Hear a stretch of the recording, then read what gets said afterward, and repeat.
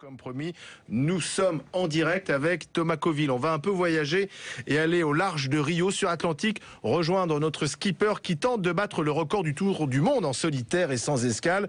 Thomas Coville, bonsoir. Bonsoir. Comment ça va ? Écoutez, ça va, hein, il fait très beau comme vous pouvez le voir sur les images, mais ça fait 2 jours et demi que je suis en fait attrapé par l'anticyclone de Sainte-Hélène et où je suis dans des calmes plats, dans ce désert que l'anticyclone de Sainte-Hélène entre Rio et Cape Town. Et c'est pas ce qui peut m'aider à battre le record autour du monde, ça c'est sûr. Donc plus que physique, c'est mental, c'est pas très facile à vivre, mais sinon je suis sur l'eau dans des conditions fabuleuses, hein, ça c'est sûr. Donc il fait beau, ça vous arrange pas, on le comprend bien, parce que vous êtes freiné par cet anticyclone. Le retard, c'est sur le record de Francis Joyon. Il augmente ce retard ? Ah bah oui, à chaque minute qui passe, Francis Joyon, l'année où il était passé, il s'était pas du tout arrêté devant cet anticyclone.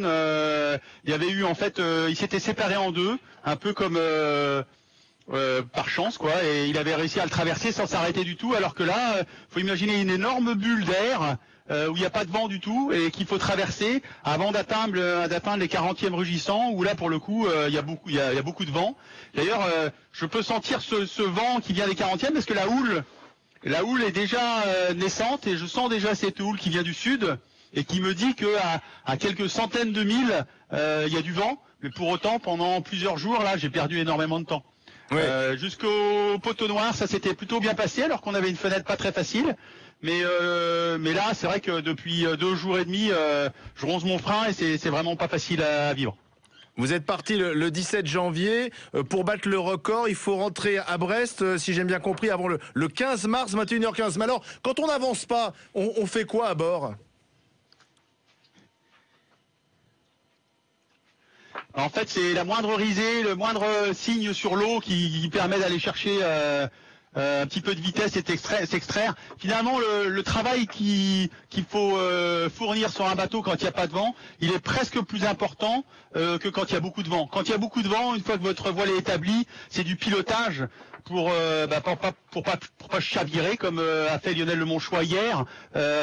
Mais finalement, ça ne demande pas forcément autant de concentration que effectivement d'aller chercher la moindre risée, la moindre souffle d'air pour avancer dans cet océan qui est vraiment un lac et qui m'a arrêté depuis 2 jours et demi là.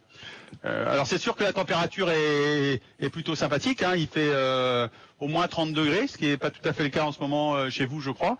Mais c'est vrai que je regretterais sûrement ces conditions clémentes du moment, mais pour l'instant j'aimerais bien avoir plus de vent, ça c'est sûr.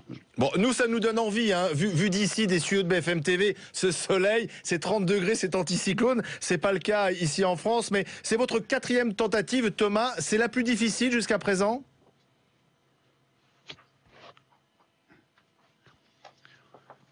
Il n'y a pas d'échelle de difficulté dans ces tours du monde. C'est la première difficulté, c'est d'être capable de s'adapter à toutes les conditions. Et on a beau s'entraîner, on a beau essayer de se préparer à toutes les éventualités, on s'aperçoit que la nature est toujours plus forte que vous et que elle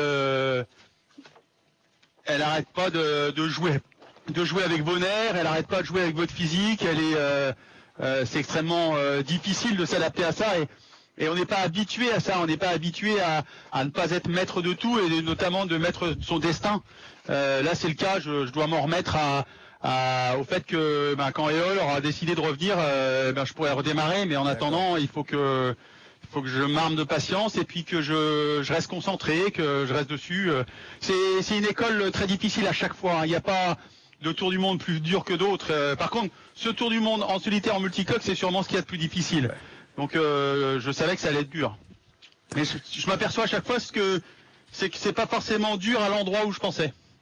Merci Thomas Coville et on peut vous souhaiter donc ce soir particulièrement bon vent, en tout cas beaucoup plus de vent pour avancer. Merci Thomas et bon courage, merci d'avoir été en direct.